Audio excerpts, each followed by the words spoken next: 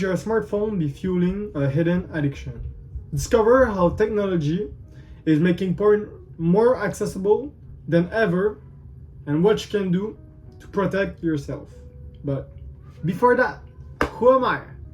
My name is Wesley, and my mission is to help young men, especially young entrepreneurs, with their porn addiction. These are my type of videos, and if that interests you, you might want to subscribe. Also, ever felt like you had decreased productivity? You feel like you're having problem thinking about things that are difficult, or even remembering little things, such as conversations or dates, and you feel like you have increased anxiety and signs of depression. If that's your case, or if quitting porn right now is important to you, you might want to check the first link down in the description. On that, let's start with the video.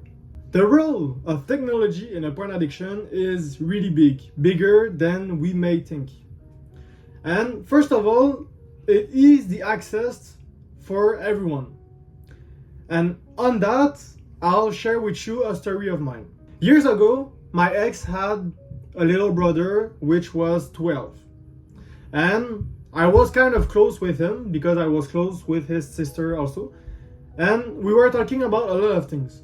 And one time, he admitted to me that he was addicted to porno. He was watching a lot of porn and was fapping almost every day.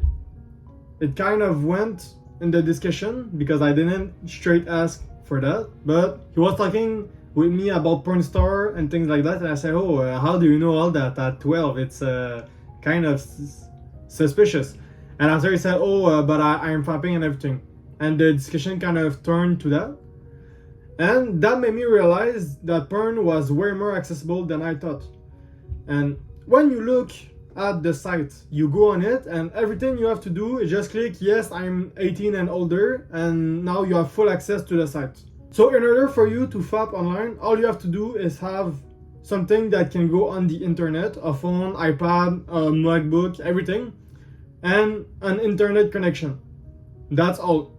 You don't even have to have the age, you don't even have to have the perfect setup. You just have to get these two things and now you can fap online. So it's so easy to go online and fap that it's a big reason why there's so many people that are addicted to this type of thing. And that's kind of sad, right? We are right now trying to quit this porn addiction because we're now discovering, well, we already knew, but now we are we got more information on this addiction, and this makes us want to quit. We see that all the bad, negative things that happen because of that, and we're trying to reconquer ourselves by escaping this addiction. But the addiction now are starting way sooner than before. Like 12 is crazy. At 12 you're starting high school. Like at 12 I was still playing with my friends outside and doing things. I wasn't fapping online. But kids nowadays get phones at like 8 or 9, and they may even fap at 10. Like I said 12 because this brother of my ex was 12. But I'm sure that there's people at 10 that are fapping online. And 10 is so young. Like, at 10, I was maybe still playing with cars and things. At 10, you're still in primary school. What the fuck are you doing online, fapping to naked women? So the problem is really getting bigger and bigger. And because it's so easy to access the site and go and fap, this really don't help. There's also a big social media influence because you can see that everywhere. You just have to open Instagram, scroll 5 times, and there will be soft porn. And what is soft porn? It's half naked women, wearing big revealing clothes and dancing to a song. And that dance makes you want to go and fap, maybe to that woman directly, or just gives you urges to go and fap online to porn. And this can really increase your addiction and make it way worse. And the fact that this is permitted online really don't help. I'm talking about social media, but Reddit isn't to be put aside. I have a personal friend which trigger, so in order for him to go and fap, he was going on Reddit, and while scrolling on Reddit, you always have this one random post which is like a naked woman or something, and it's kind of put in a way that it's a spoiler. So you have to click on it to see the image, and you may think to yourself like, I'm not going on Reddit to see this post, but in your subconscious, you're going on Reddit to see that post, and you're scrolling until you see that post. And when you're seeing that post, it kind of reminds you that, oh yes, I have to fap, now I can fap, and now you go and fap. And that's why there's so many relapses, so many slipping up, and everyone that is trying to go on nofap and going on day 80 and day every day, that's why they slip up, that's why they relapse. It's because they know that they have this trigger, and a lot of the time the trigger is online. It's because of social media, because of Reddit, because of applications that are the same. They're all proposing this kind of stuff, and that makes you want to go and fap. And you're trying to quit this addiction, so this is really not helping you. And when you think about it, technology really helps secrecy. It's so easy to hide. You just have to erase your history. You have to erase the tabs that you kept open, and you can go on incognito mode so that nobody can see what you're doing. You can lower the volume so that nobody can hear what you're doing. Like, it's so easy to hide from others that it's like it was made to do that. And it's easy to erase everything. As I said, you just have to click on a single button, the little X, and up, disappear. There is no longer any evidence that can prove that you went on the site. So it's as if it was made so that you can't feel the shame of actually doing this activity. And you can bring your phone everywhere. You can go in your bathroom with it, you can go on your bed with it, you can go everywhere with it.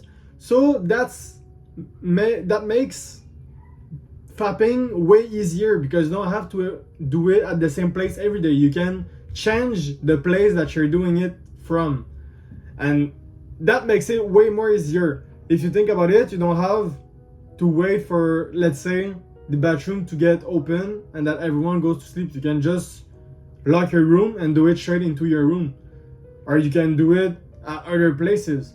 So because it's so much easier to do it everywhere, that makes it way more addictive. And secrecy always involved VPN, and VPN can help you get access to videos that you couldn't even watch if you weren't on VPN.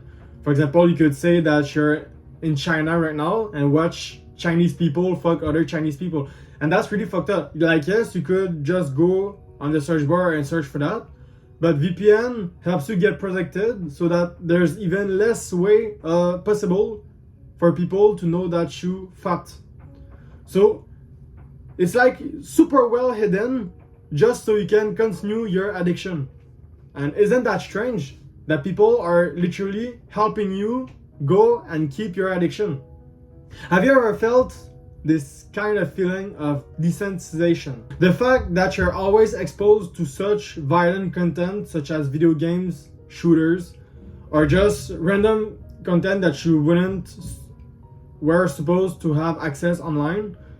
So there was like a post made on a social media that you had to flip, and every time you swiped, there was an even darker like picture, but not darker like black. I mean darker, like the first picture it was all pretty and cute and everything. The second picture it was something dangerous. The third picture it was someone just jumping straight out of the roof of something. The fourth picture was even worse than that, and the fifth picture it was someone getting decapitated. Like, that's something I hope I never saw online, but there's things like that happen. And imagine I'm 20, right? I saw that at maybe 18. And imagine 11 years old that is seeing that, because I'm not the only one who saw that, right? There's other people that saw it too before it got taken down. And imagine that your little brother, right? your little brother who is maybe 9 and maybe have access right now to his phone, things like that. He goes on his social media and he see this video. He could be traumatized for life. Like, that's not images that you want your child or your little brothers and sisters to watch. And as I said before, there's their consumption of explicit content. Women dancing with super big revealing clothes. You can see like her boobs and her butt, and she's shaking it and twerking and everything. And why are they doing that? It's because the social media is reinforcing this behavior. They realize that when they're doing this, they have more likes. And girls are like, they want to have more likes. So they will do like everyone and do what gives them more likes. And they saw that when they were dancing like that, they get more likes than when they're not dancing and just maybe talking to the camera. So they are dancing more. And the fact that they're dancing more isn't good, because they go on revealing more and more skin, and at a point they're just going to go and dance naked. And is that really what we want for our sisters and mothers and everything? I don't think so. I'll finish by suggesting ways to reduce technology use. First of all, you could go and do active listening. That's like really concentrating on what people are telling you and actually listening to what they're saying. A lot of people, when they talk with each other, there's always one on their phone and just listening with one ear and not really participating in the conversation. And by doing active listening, so really engaging with the people that you're talking to, and both people not going on their cell phone or getting distracted by technology, this can first of all reduce your technology use, but also makes you a way better listener, and people will like you even more because you're really listening to them instead of just waiting for your time to answer what they just said. Because there's people that are not listening, they're just waiting for their time to talk, and that makes it really boring and people tend to like you less. To help you also with your time exposure, you could set time limits on your phone. Like example, going on Instagram for maximum of 1 hour or things like that, so that it reduces from time to time your exposure to social media. And on the same time, you could also put these same time limits on your porn addiction to decrease it, so that you can maybe finally quit this porn addiction. But now I'm talking to reduce technology use. So put time limits to use less this technology, and in the same way you can use more other type of activities that are better for you. And the biggest advice that I can give you is to define your purpose.